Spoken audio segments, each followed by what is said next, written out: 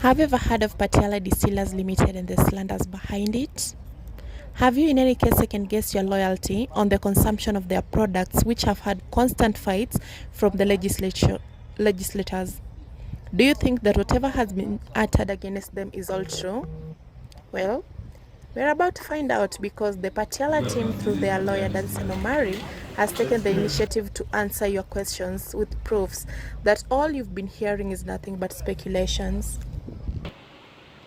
Members of the Fourth Estate and the Republic of Kenya, the solemn occasion where I'm holding a press conference at the factory of Patiala Distillers Kenya Limited, situated at Maboko.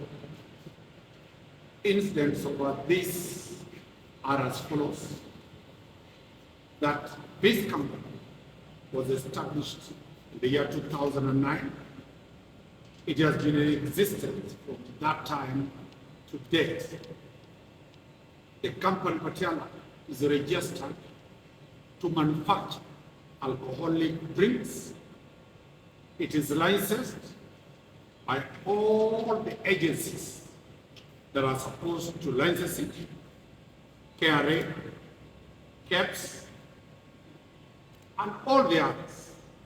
The licenses, we have displayed them to the whole world. Third, it produces 9 categories of beverages that are in the market for quite some time. This entity distributes its products the whole country. Some of the products, and as a franchise, distributes them, while others, it manufactures them and distributes them to the whole country. Their products and their drinks have been in existence for the last 15 years without any issue by the regulator, by the entities that test, by KEPS at all. This entity employs more than 300 permanent workers. It employs per day, every day, at least 250 cashiers, an average of 6,000 cashiers work here every month.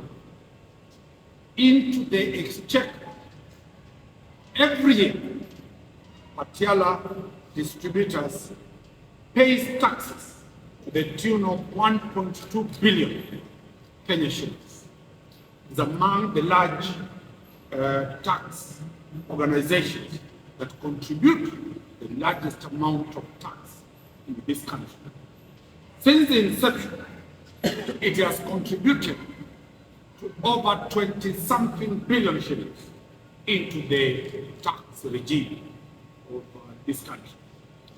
The people who directly benefit out of this establishment, we have calculated the trucks that transport raw materials to this place, the trucks that transport end results of the materials, the products to the market, the drivers employed, mechanics employed, the cleaners of those vehicles.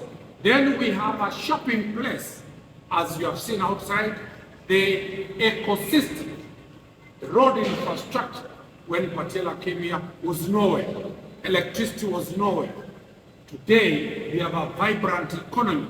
Border borders doing their businesses there. We have Mama Mboga doing there. We have the hustlers outside here who are aching their lives.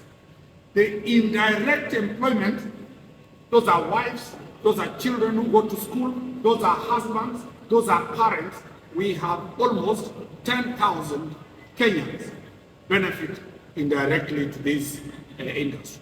It is a serious economic question whereby we have a local entrepreneur creating jobs and getting the economy running. To come to the issue that has brought us here,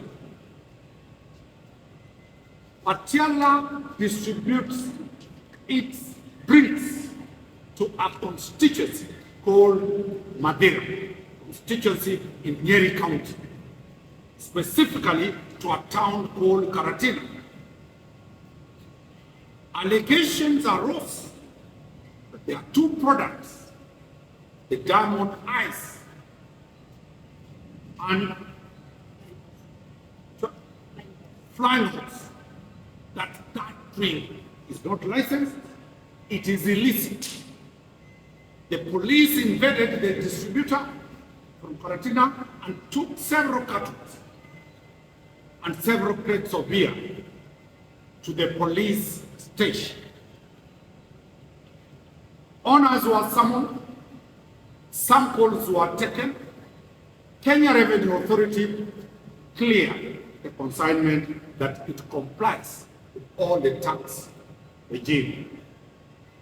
KEPS, the entity created by the law to deal with that issue, cleared.